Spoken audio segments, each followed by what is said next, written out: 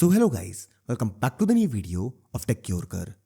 In this video, I will guide you with how you can use S Pen to write on screenshot. So first of all, open the screen of which you want to take the screenshot. Now, take out your S Pen and then use it to tap on this air command icon. Now from this menu, select screen write.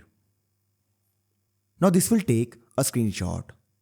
Now use the S Pen to write something on the screenshot. For example, let's write subscribe. To erase it, press and hold this button and scribble over the text like this. To change the pen color, tap here. And now you can select pen type. Increase the size like this. Or even change the color like this. Once you change the color, you can write anything. Like let's write Tech Yorker. To save the screenshot, tap on this icon and this will save it.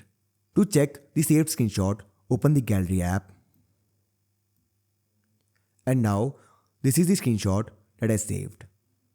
So this is how I can use S Pen to write on screenshots. So I hope you find this video useful. And if you do, then don't forget to like this video and subscribe our channel.